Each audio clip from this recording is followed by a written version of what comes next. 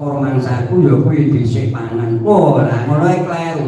Pangan karo sandang kudu dhisik sandang.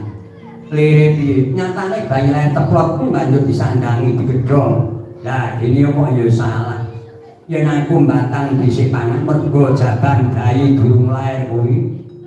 Kaya ngedringgo karepane ibu banjur ibune nyidam pangan nyidam kaoran iku sak temene kuwi kekarepaning jaban bayi. Mulu bayi lu ngelakis nyuwun pangan lantaran saka ibu dadi dhisik pangan ku nimbang sandang. Olah dalan kok dadi bener kang dadi pangocapmu kesikane Putra ya yen mengkono takon saiki kedadene manungsa kuwi saka apa ora kaki kedadene manungsa ya kuwi saka Trimurti lan Dawa Trisih telu Murti bisa cahaya sanga cahayaning telung prakara Surya Candra Ndara lan Kartika. Dawa ya kuwi saka sarining banyu geni bumi kelananging. Trimurti kan Dawa kumpul dadi sawiji. Bari tumetes sing tirta nirmaya tirta saka bapa lan biyung kasamadhan wirayating dan ing kono satemah dadi tunggal jatine manungsa. Mula manungsa kuwi kena dinarani jagat iki jagat gemelar jagat gede. Tegese mangkene manungsa kedunungan hawa panas kaya dayaning surya, manungsa kedunungan getih pusaka dayaning banyu, manungsa kedunungan atas saka dayaning angin, manungsa tumekane mati bakal dadi lemah pusaka dayaning bumi bener apa ora?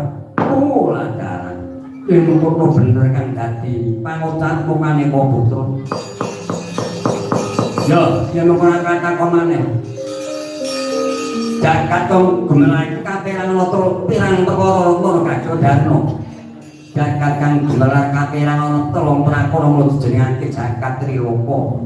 Trigesi Triloka wis ngarani jagat kapirang telung prakara ya kuwi jagat Indraloka siji loro jagat Durloka kaping 3 jagat Janaloka.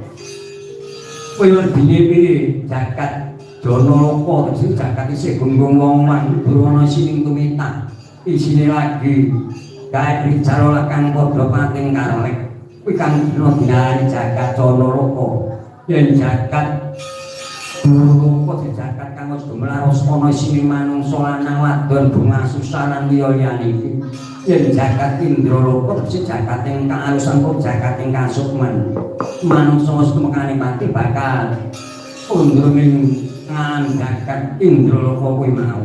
Oh, lah ayo.